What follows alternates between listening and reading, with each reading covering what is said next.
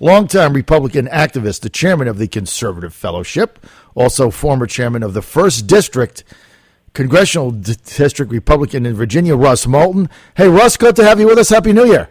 Hey, John, good morning. Happy New Year to you. And I certainly hope we can get you on board the Redskins bandwagon here. Hey, Russ, let's get to this Republican Party of Virginia primary statement of oath, pledge, blood oath, whatever it is. I mean, here's my problem with this, and you've been involved in this for a long time. I kind of get the whole Republicans voting in Republican primaries. I get that. Here's the problem, right? People are not accustomed to this. This is a taxpayer-funded primary. Now, I was for a convention, but it lost in the state committee. So you go into a primary. Now it's like they're trying to jerry-rig this thing.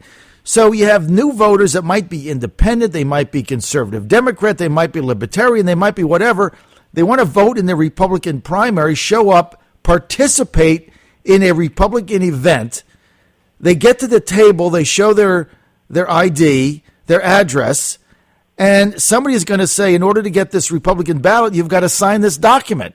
People don't like to sign things. They're like, sign what? Now, the inside baseball activists like us, we know what this is, but the average unsuspecting person out there that just drove to the polls, got off work, maybe took their lunch hour, stood online, now you got to explain some document. They don't want to sign it. They're going to be refused the ballot. They get into an argument. They don't understand it. This is going to be the craziest thing I've ever seen in my life. What is going on with this? Yeah, well, first off, John, I agree with you. I think you've captured it spot on.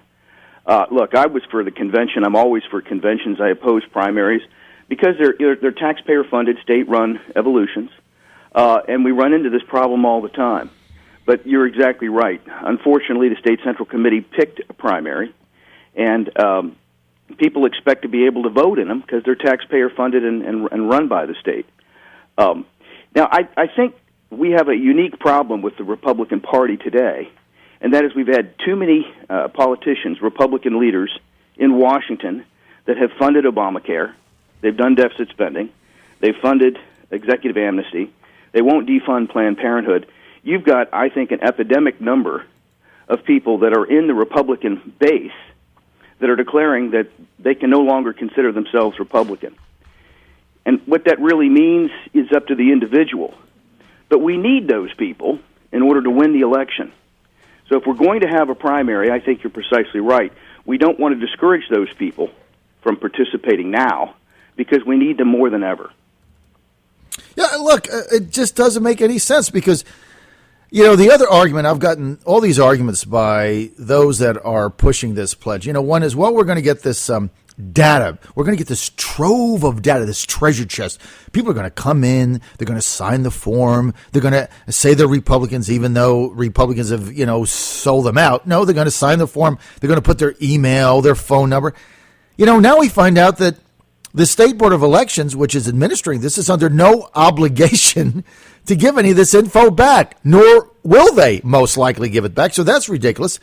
Now we find out that, well, they didn't even follow the rules because you're supposed to give 90 days notice, written notice, in a newspaper of public record. They didn't do that. So I go to the RPV, powers that be, and I'm like, well, look at this rule. You guys didn't follow the rule. You got to throw it out. Here's their answer to me. The Republican National Committee, the RNC, has vetted this, and they told us it's fine. Well, on one hand, they're telling me that the Republican National Committee isn't involved.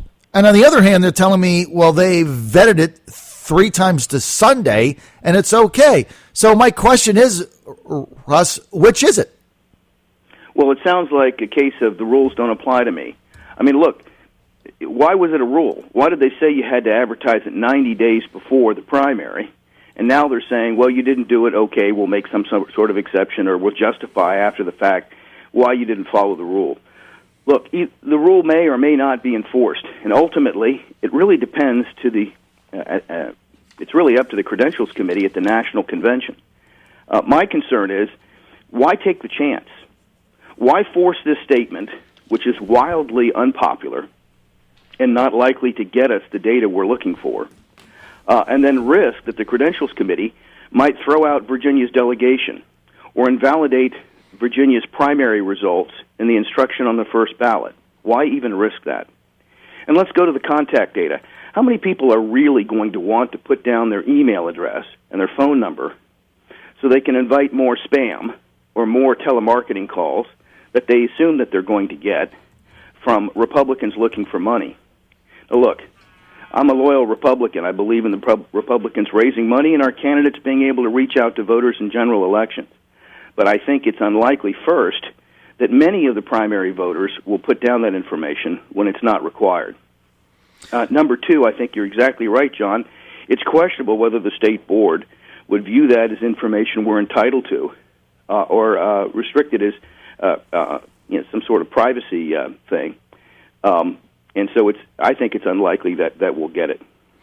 So what happens now? I mean, you've got this thing. It doesn't make any sense. And my position from the beginning, Russ, is that I believe this pledge was put in place for one reason, and that was to discourage Trump for president voters, many of which public surveys have shown are independents and disaffected Republicans that have not participated in the process, newly registered, right? So to me, I believe this was simply aimed at stopping Trump in Virginia, which infuriates me even more. So what happens now? Well, it's really up to Chairman John Whitbeck, ultimately, to decide whether or not he's going to contact the state board and rescind this statement of affiliation or not.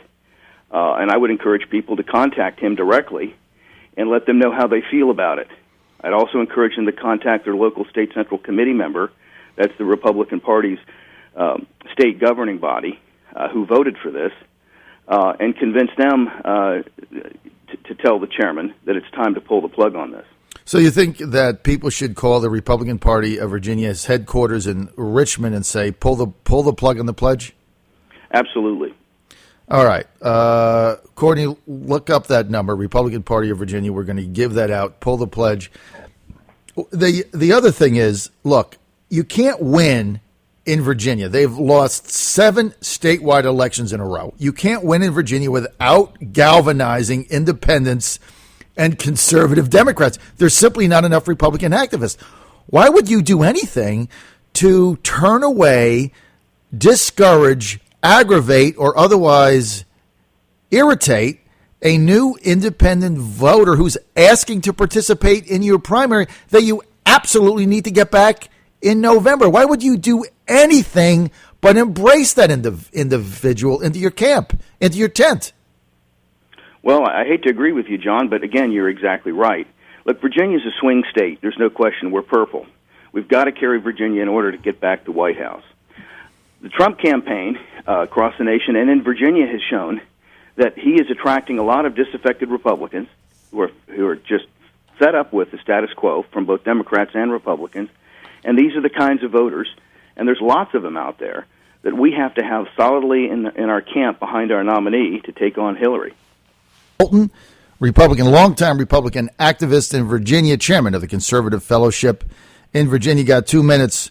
Russ, now, here's what we want you to do. Call this number, 804-780-0111, 804-780-0111. Call the Republican Party of Virginia in Richmond. Tell them to pull the plug on the pledge. Pull the plug on the pledge. I'll put that number on our Facebook page. We'll tweet it out as well. Pull the plug on the pledge, or you can email info@virginia.gop, info@virginia.gop. Now, Russ, let me just walk you through this nightmare PR scenario. So an independent goes in to vote at their precinct like they always do. They go in to vote. They ask for a Republican ballot. Okay? Right. The poll worker or the State Board of Elections representative says, in order to get a Republican ballot, you have to sign this document, this pledge. By the way, so far, we don't even know yet what's on that pledge because the SBE changed. It's not been released. So we don't even know what it says. So they look it over and they say, well, I don't really, sign this. Have to be a Republican. I pledge to the Republicans, name, email. I don't really want to put my email. Okay, that's optional. Now there's people in line. Okay, well, you don't have to do that. Or I don't want to do that. Well, I don't really want to sign this. what happens? Yeah, well, that is the question. What happens? Now, as I understand it, technically, the officers of election are supposed to refuse to give a primary ballot to that person. And I assume that is what will happen in most cases. So they're going to refuse the ballot, and then if I'm the Democratic poll worker, here's what I'm going to say. Hey, before you leave, you're welcome to get one of our ballots. We love to have you voting in our primary, participating in our process. I mean, think about this. And then people are going to get into arguments with the poll worker saying, well, I never saw this. I'm not going to sign this. And they're going to get turned away. And then what happens if somebody at one precinct acquiesces and gives them the ballot anyway? That ballot's not valid. Now there's all kinds of lawsuits going down. Look, my own 87-year-old mother, Dolly, says, I'm going in there to vote. I'm not signing their pledge. What are they going to do? Yeah. Throw her out? The whole thing is asinine. 804-780-0111. Call the Republican Party of Virginia. Tell them to pull the plug on the pledge. Email them, info@virginia.gop. Hey, Russ, thanks for being with us, man. Sure, John.